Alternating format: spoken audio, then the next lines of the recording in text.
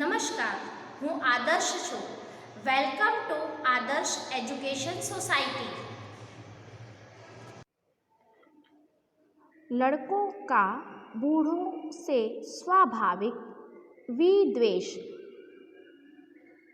विद्वेष का अर्थ होता है दुश्मनावट होती ही है, और जब माता पिता का यह रंग देखते तो वे बूढ़ी काकी को और सताना यानी परेशान करते।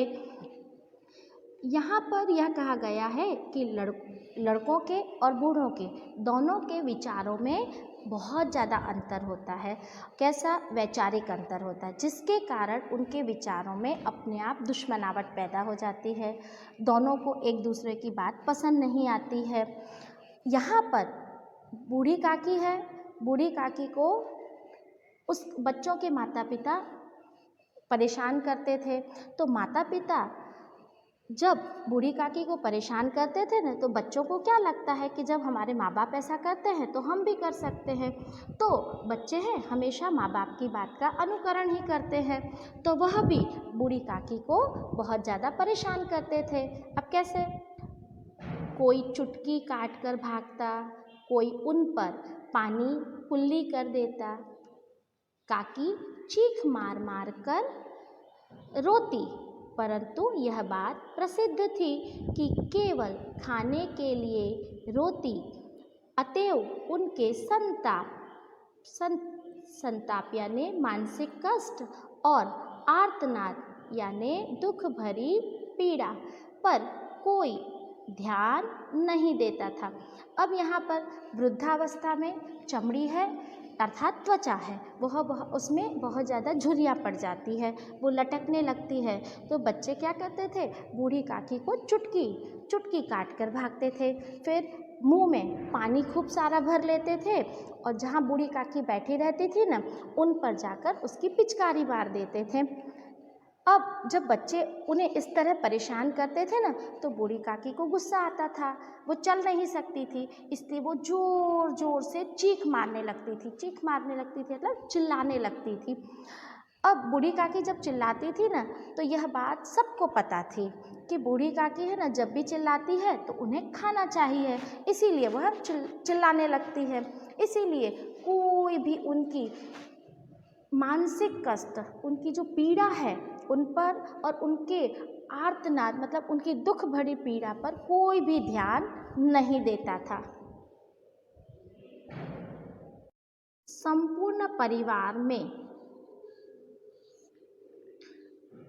संपूर्ण यानी पूरा परिवार में यदि काकी से किसी का अनुराग अर्थात प्रेम था, तो वह बुद्धिराम की छोटी लड़की लाडली थी। लाडली अपने दोनों भाइयों के डर से अपने हिस्से की मिठाई या चबैना बूढ़ी काकी के पास बैठकर खाया करती थी। पूरा परिवार, बुद्धिराम का जो पूरा परिवार था, उसमें काकी को यदि किसी से प्रेम था तो वह थी बुद्धिराम की लड़की लाडली। वह उससे बहुत ज़्यादा प्रेम करती थी। अब लाडली भी बूढ़ी काकी से प्रेम करती थी। उसका कारण क्या था कि जब माँ के द्वारा कोई खाने की चीज़ दी जाती थी, जैसे मिठाई या चिवड़ा, तो लाडली के जो भाई क्या करते थे, सारा का सारा हिस्सा लाडली से छीन लेते थे और वह खुद खा जाते थे, और लाडली को कुछ खाने नहीं मिलता था। अब यहाँ पर लाडली जल्दी से बूढ़ी काकी के पास आकर बैठ जाती थी और वहाँ पर अपने हिस्से को खा लेती थी। यही उसका रक्षागार यानी सुरक्षित स्थान था। और यद्यपि काकी की शरण उनकी लोलुपता अर्थात लोभ के कारण महंगी पड़ती थी, तथापि भाइयों के अन्याय की तुलना में कहीं सुलभ यानी सरल थी। इस स्वार्थानुकूलता मतलब स्वार्थ की अनुकूलता ने उन दोनों में सहानुभूति का आरोपण यानी स्थापित कर दिया था। यहाँ पर जब वो बूढ़ी काकी के पास आकर बैठकर खाया करती थी, तो यह उसका सबसे सुरक्षित स्थान था अपने भाइयों से बचने का। जब वह बूढ़ी काकी के पास बैठकर खाती थी, तब होता क्या था कि बूढ़ी काकी को भी खाने का लोभ तो था ही, तो लाडली को अपने हिस्से में से थोड़ा सा बूढ़ी काकी को देना पड़ता था। परंतु लाडली इस बात के लिए तैयार थी, क्योंकि बूढ़ी काकी को थोड़े से हिस्से से मनाया जा सकता था, परंतु उसके भाई तो सारा का सारा हिस्सा खा जाते थे। इसलिए दोनों में अपने अपने स्वार्थ की अनुकूलता के कारण इतनी ज़्यादा सहानुभूति स्थापित हो गई कि दोनों अपने कार्य को एक दूसरे के बिना नहीं करते थे। रात का समय था। बुद्धिराम के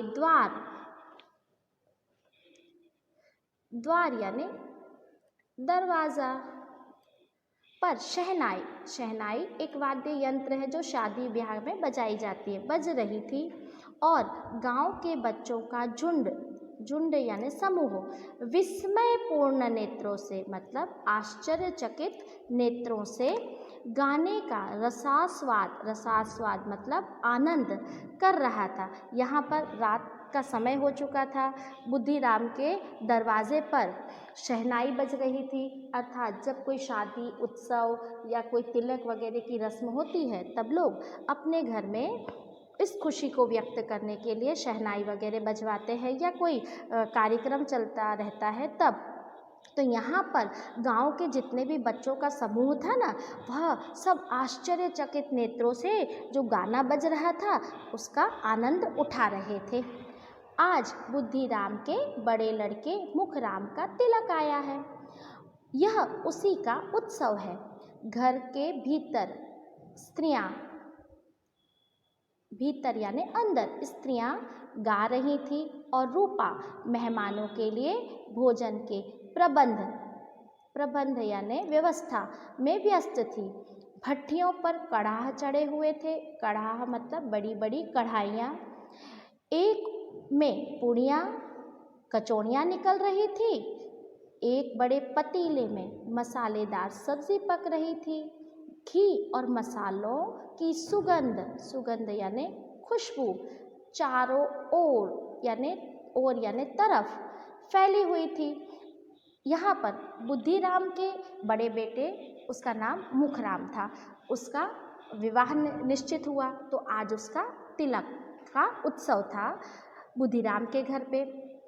और इस उत्सव के कारण घर की सभी स्त्रियां घर के अंदर गाने बजाने कर रही थी, और रूपा उन सब मेहमानों के लिए खाने की व्यवस्था है उसमें व्यस्त थी।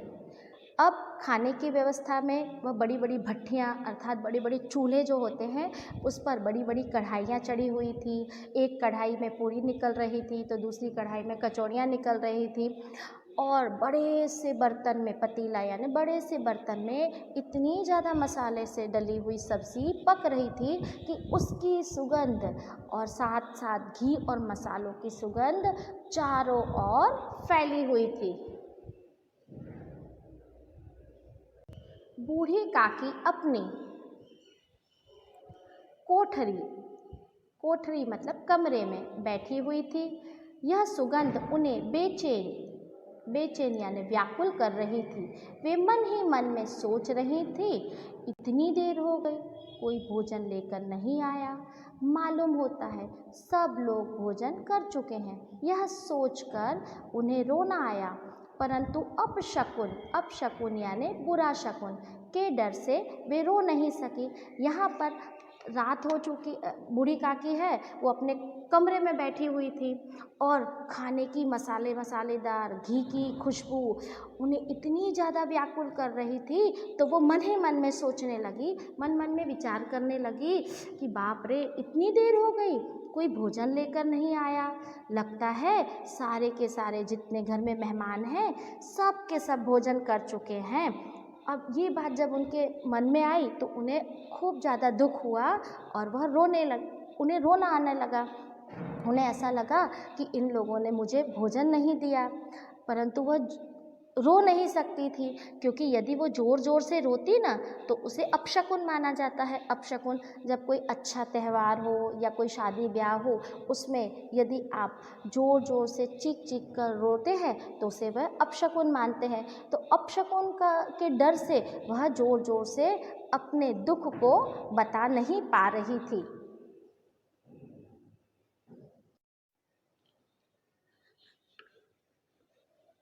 बूढ़ी काकी की कल्पना में पूड़ियों की तस्वीरें नाचने लगी।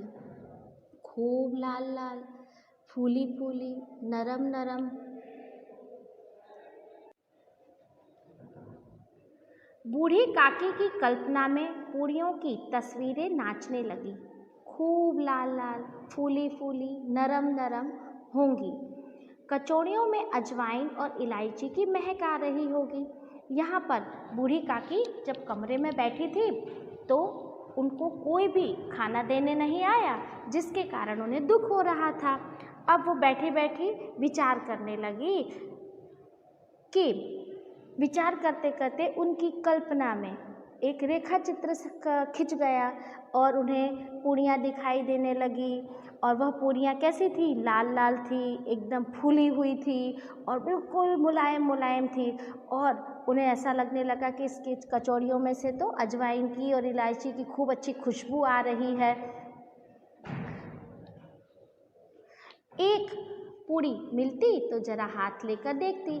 उन्होंने सोचा कि यदि एक पूड़ी, एक कचौड़ी मुझे मिल जाती तो मैं उसका स्वाद चखकर देख लेती। क्यों ना चलकर कढ़ा के सामने बैठूं? इस प्रकार निर्णय करके बूढ़ी काकी उकड़ू बैठकर हाथों के बल सरकती हुई बड़ी कठिनाई से चौखट से उतरी और धीरे धीरे रेंगती हुई कढ़ा के पास बैठ गई। यहाँ आने पर उन्हें उतना ही धैर्य हुआ जितना भूखे को कुत्ते को खाने वाले के सम्मुख बैठने पर होता है। यहाँ पर उन्होंने सोचा कि अभी तक जब नहीं आया कोई तो क्यों ना मैं चलकर कढ़ा यानी बड़ा से कढ़ाई के सामने जाकर बैठ जाऊंगी। यह बात उन्होंने विचार की और इस पर उन्होंने फैसला किया कि चलो अब मैं वहाँ सामने जाकर बैठूंगी। तो वह उकड़ू मतलब दोनों पैरों को मोड़कर बैठने की जो स्थिति होती है उसे उकड़ू कहते हैं। तो काकी है वो उकड़ू बैठ गई और अपने हाथों के बल अर्थात उन्हें दोनों हाथ हैं वो आगे रख दिए और सरकती हुई मतलब धीरे धीरे घिसटती हुई बड़ी मुश्किल से वह चौखट मतलब देहरी के बाहर आती है और धीरे धीरे रेंगने लगती मतलब चलने लगती है और कढ़ा के पास आकर बैठ जाती है। जब वो कढ़ा के पास आकर बैठी ना तो उन्हें इतना ज़्यादा धीरज प्राप्त हुआ, इतना ज़्यादा सुख प्राप्त हुआ, इतनी ज़्यादा शांति मिली।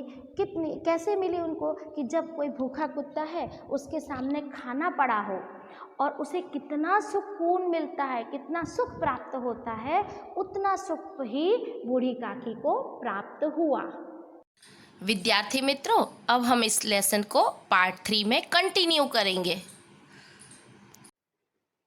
Thank you for joining us.